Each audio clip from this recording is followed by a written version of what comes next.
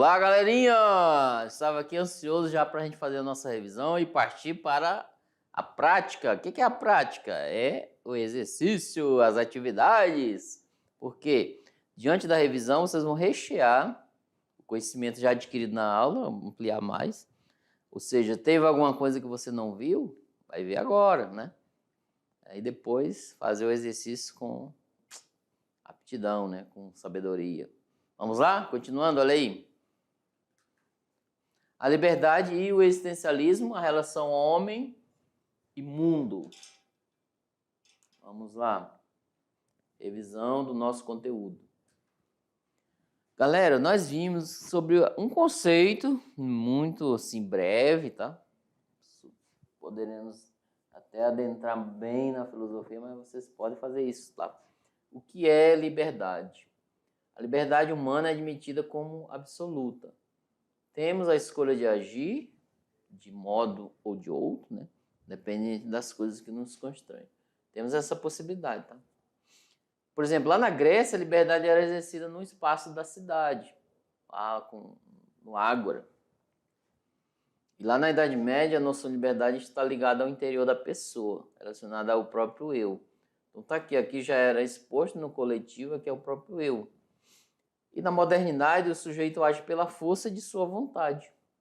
A gente vai ver, inclusive, lá na frente algumas aulas, o Nietzsche, Schopenhauer, etc. Independentemente dos constrangimentos que sofre, tá? O que é existencialismo? Após a Primeira Guerra, inicia o quê? Uma reflexão sobre o eu, né? A identidade humana. O eu, você, etc. O homem contemporâneo encontra-se só, no vazio, perplexo, e às vezes na angústia diante das perguntas fundamentais. Que valor tem a existência humana? É possível compreender o mistério da liberdade humana? O ponto de partida para a filosofia existencialista está expressa na frase de Sartre. A existência precede a essência, ou seja, eu existo primeiro para depois criar uma essência. Aquilo que o Hobbes fala no livro.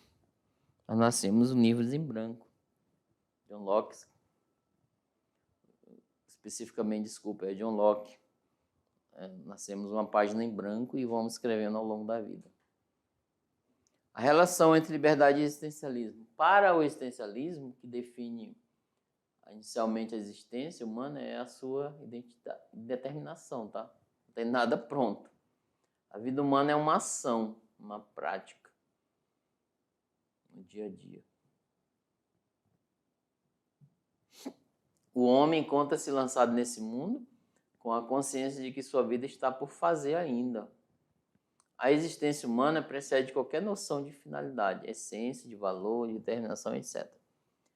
O modo de ser humano é um poder ser, tarefa para si mesmo, ser em autodeterminação. O homem é um ser lançado nesse mundo. O homem encontra-se lançado no mundo com a consciência de que sua vida está por fazer, uma ação. O ser humano está condenado à liberdade. Qualquer atitude que tomasse era sempre um ato livre. Ao tomar uma decisão, o ser humano está sempre só, pois a decisão é sempre um ato solitário. Mas, ao mesmo tempo, tem que ser responsável, tá?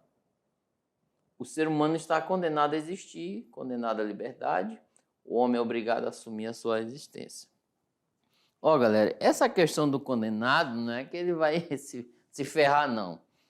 É porque você está condenado no sentido todo na vida, principalmente quando vocês constituem família.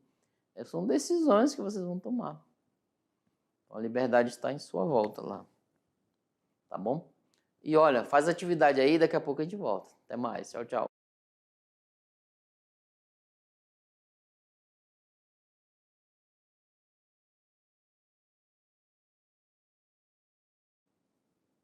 Oi, galera! Estava assim aguardando para ver se vocês conseguiram responder todas as perguntas, bem fáceis. Poderá alguma bem complexa, mas bem fácil solução, tá? Os professores presenciais irão mandar as dúvidas aí pra gente e já começar a fazer essa interação. Vamos lá para a nossa tirando dúvidas, sendo um componente curricular de filosofia, resolução da atividade de sala, tá? Vamos ver se a resposta de vocês vai em acordo com a nossa. Questão 1. A essência humana é construída durante sua vivência, a partir de sua experiência no mundo e de suas escolhas, ó, uma vez que possui liberdade incondicional. Em outras palavras, nessa linha de pensamento, o ser humano é um ser que possui toda a responsabilidade por meio de suas ações. Assim, ele cria ao longo de sua vida um sentido para sua própria vivência. O texto está fazendo alusão ao, letra A, contexto sem pretexto, B, mundismo, C, existencialismo, D, criacionismo e Deus. E aí, qual é a resposta aí? Essa tá fácil, tá? Não tá... Inclusive no texto lá eu coloquei, tá dizendo tudo, qual é a resposta. Se você, além de prestar atenção na aula, né, você ler bem a fazer essa leitura, vai entender. Inclusive coloquei palavras lá que não tinha nada a ver, só para vocês eliminando. Porque lá no Enem, em alguns momentos, vocês podem utilizar a regra de eliminação. Essa não tem nada a ver. É o seu pensamento. Essa já tem. Vamos lá para a resposta, Lei? Bem interessante. Claro, gente, estamos falando do existencialismo. Então, ao longo de sua vida, um sentido. Temos que criar, tá? Gente, às vezes você fala, a vida não tem sentido. Mas quem vai criar o sentido, segundo o existencialismo, é você, é eu, etc. Tá bom? Tudo somos nós. Olha só como somos condenados a essa liberdade. Mas como fazer isso? Aí que tá. Procurar o caminho adequado. Questão 2. Para o existencialismo, o que define inicialmente a existência humana é a sua indeterminação. Nada pronto. Diferentemente dos demais seres, o homem encontra-se lançado nesse mundo com a consciência de que sua vida está ainda para ser construída. Essa abertura da existência humana difere do mundo fechado que caracteriza o reino animal, inscrito no reino do determinismo. Ora, onde há liberdade, há também previsibilidade. Portanto, a existência humana escapa e transcende aos poderes da previsibilidade científica. Texto de Celito Meia, né?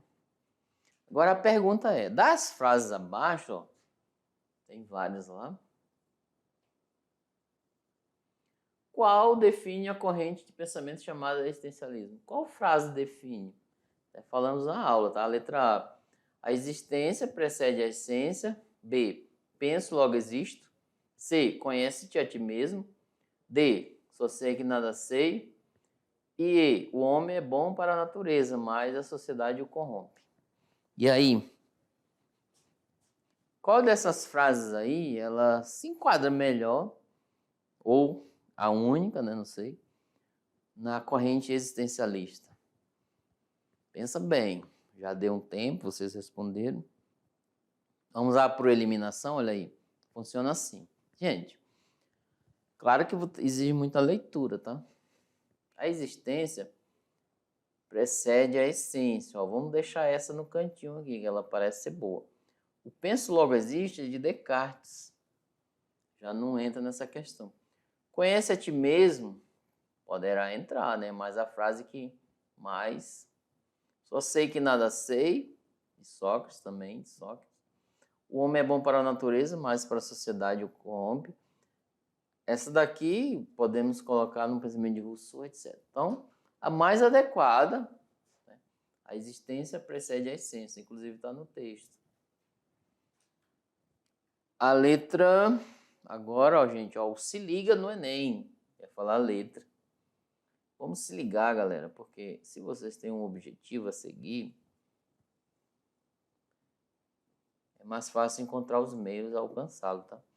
Quando a gente tem um propósito, um objetivo, é bem fácil encontrar os caminhos. Questão 3, tirei lá da UEMA. O tema da liberdade é discutido por muitos filósofos, tá aqui, ó. Por exemplo, no existencialismo francês, Jean-Paul Sartre é o mentor, né? Inclusive daquela frase anterior. particularmente compreende a liberdade enquanto escolha incondicional. Então tá aí.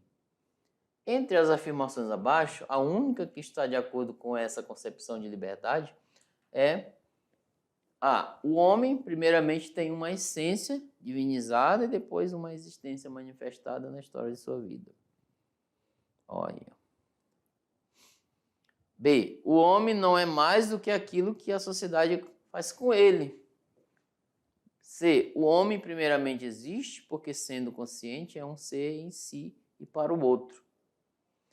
D. O homem é determinado por uma essência superior, que é o Deus da existência, pois primeiramente não é nada.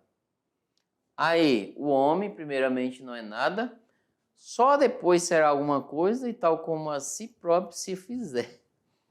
Eita, essa daí tá, essa última tá bem nessa perspectiva, tá? E aí, qual é a resposta? Vamos lá? Então, a resposta adequada para essa questão, então tá aí, ó, se liga no Enem, né? Entre as afirmações abaixo, a única que está de acordo com essa concepção de liberdade é essa daqui, ó. Aqui já tá, ó, você já sabe qual é, enquanto escolha. Então, é aí, o homem primeiramente não é nada, ele existe, precede, né? A existência precede. Só depois será alguma coisa, a liberdade incondicional, como a si próprio, se o fizer. Aqui posso até colocar, a existência precede a essência. Então, vai depender daquilo que você construir. Ok? Vamos lá para a próxima questão. Galera, ó, o primeiro passo do existencialismo é pôr todo o homem na posse do que ele é e submetê-lo à responsabilidade total de sua existência. É o primeiro passo. Assim, quando dizemos que o homem é responsável por si mesmo, não queremos dizer que o homem é apenas responsável pela sua estrita individualidade, mas que ele é responsável por todos os homens. Então tá aqui. Aí é um texto de Sartre, tá? Sobre o existencialismo é um humanismo, ou seja, você não está dizendo que é responsável por si só, o eu, isolasse o outro, não. Responsabilidade pelo outro também. Porque você não vai querer se relacionar com a pessoa, um exemplo, constituir um filho e abandonar, não. Cadê a responsabilidade ali? É só se defender você e sair e deixar o outro abandonado? Não. Você tem que pôr à prova a questão da responsabilidade pelo outro também. Isso na sociedade, né? Não adianta você dizer, só porque eu me relaciono, não. Em todos os âmbitos temos que pensar isso. Imagine como seria a sociedade boa, né? Se pensarmos nessa perspectiva. Então, é necessário que eu estenda essa responsabilidade por mim mesmo para o outro. Porque o eu e o outro existimos, tá? Imagina eu chegar na padaria e não tem pão. Por que não tem pão? O padeiro não tá. Inclusive tem música, né, que fala isso. Então olha só como precisamos uns dos outros. Nessa perspectiva. Imagine se existisse professor, se não existisse alunos, estudantes. Será que existia professor? Claro que não. Então é nessa perspectiva, né? A sociedade ela vai movimentando um dependendo do outro, é responsabilidade. Então Sartre quer dizer que ela estende a sua responsabilidade ao outro, tá bom? Vamos lá, continuando ali. Então descreva a sua opinião sobre o texto de Sartre apresentado, né? Tira isso aqui, apresentado anteriormente. Então assim, coloque sua opinião, tá aqui, ó. Questão da responsabilidade do outro. O primeiro passo é posse, agora coloca a sua opinião. Essa é uma questão objetiva. Cada um vai dizer, professor, eu penso assim e assado. Eu trouxe uma resposta, né, mas ela não é padrão, ela não é matemática, ela não é fixa, geral, universal para tudo, não. É uma análise, tá? Porque eu pedi a sua opinião, tá bom? Vamos lá? Qual é a sua opinião aí? Manda pra gente. E a opinião do professor tá aqui, ó. Na perspectiva do texto, entende-se, ó, nessa perspectiva desse texto anterior aqui, ó, tá? Entende-se que a atitude humana enquanto indivíduo reflete ao coletivo, tá aqui, é bem interessante isso. Ela reflete, tá? Ao ponto em que permanecer no silêncio configura uma omissão diante de fatos considerados absurdos. Às vezes, ó, veja bem, às vezes você vê um fato absurdo, você tem condições de oferecer apoio e pode ser uma omissão. A responsabilidade de cada um, enquanto indivíduo, é muito maior do que deduzimos, pois ela se estende em toda a sociedade, olha. Não é uma responsabilidade individual, mas coletiva, no certo. À luz do existencialismo, o homem é a projeção que ele faz de si mesmo. Ele tem a responsabilidade de quê? De um futuro a construir, de maneira solitária? Não, tá aqui, galera. Coletivo. Tá bom? É diante dessa perspectiva. Então, veja bem. Essa resposta eu coloquei, essa pergunta, vem aqui comigo. Eu apresentei essa pergunta para a gente já aguçar um pouco as nossas críticas, tá? De vocês, principalmente.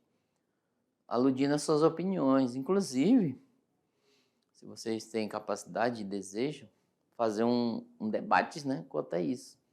Ó, a minha responsabilidade se configura apenas a mim, porque a questão da existência, do eu nesse mundo, ela reflete no contexto da aula, para que eu possa entender que eu tenho minha liberdade, posso usar para o bem ou para o mal, porém ela vai afetar, além de mim, o coletivo.